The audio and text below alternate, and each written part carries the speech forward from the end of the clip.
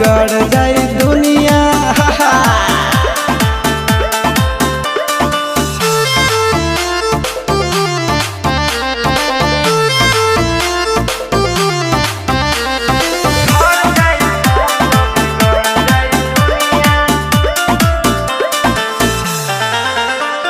भले होई फांसी गइल बदमाशी छूटी ना काहे जानेला पर खंड जानू हमारो घमंड कबो टूटी ना।